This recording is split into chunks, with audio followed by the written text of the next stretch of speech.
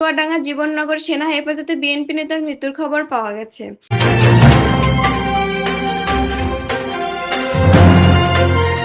আসসালামু আলাইকুম দর্শক সকলকে আমন্ত্রণ জানাচ্ছি বিবিআর নিউজে। চুয়াডাঙ্গা জেলা প্রতিনিধি এম.আই. আতিয়ার রহমানের পাঠানো তথ্যচিত্রে বিস্তারিত নিয়ে সাথে আছি আমি আফসানা জাফর মিম।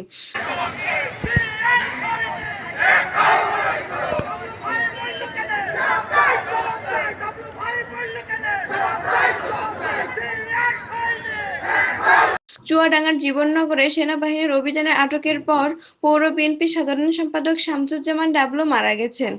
গতকাল সোমবার দিবাগত 12:30টার দিকে তার মৃত্যু হয়।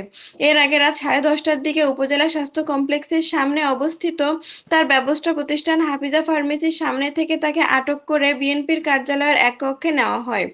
পরে রাতে 12:30টার দিকে তাকে জীবননগর উপজেলা স্বাস্থ্য কমপ্লেক্সে নেওয়া হলে হাসপাতালের জরুরি বিভাগের চিকিৎসক তাকে মৃত ঘোষণা করেন। ডাবলুর মৃত্যুর পর রাত থেকেই জীবননগর উপজেলা স্বাস্থ্য কমপ্লেক্সের সামনে অবস্থান নিয়ে প্রতিবাদ জানাতে থাকেন বিএনপি ও অঙ্গ সংগঠনের নেতাকর্মীরা। খবর পেয়ে রাত 2টার দিকে চুয়াডাঙ্গা জেলা বিএনপি ও বিজিআইএমই এর সভাপতি এবং চুয়াডাঙ্গা 2 আসনের বিএনপির প্রার্থী মাহমুদ হাসান বাবু খান ঘটনাস্থল পরিদর্শনে আসেন।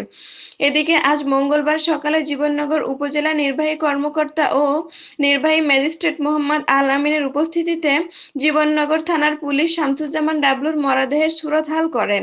আমি রাত 1টার সময় সংবাদ পেয়েছি। কার তখন মাধ্যমে পেয়েছেন? হসপিটালে ছিলাম। ওই হচ্ছে একটা লোক দিয়ে তখন সংবাদ দিয়েছে আমাদের পাশে যে ডাবলু ভাই এরকম মারা গিয়েছে হসপিটালে।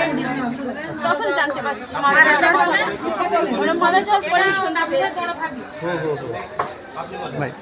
নিহতের পরিবারের পক্ষ থেকে এই ঘটনার সুষ্ঠু বিচারের দাবি জানিয়েছেন।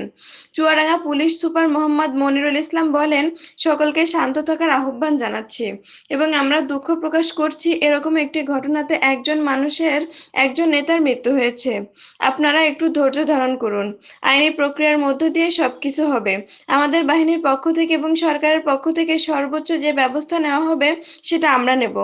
চুয়াডাঙ্গা জেলা প্রশাসক ও রিটার্নিং কর্মকর্তা মোহাম্মদ কামাল হোসেন বলেন, ওনার মৃত্যুটা যদি হত্যাকাণ্ড হয় তাহলে তদন্ত করে কঠোর বিচার হবে।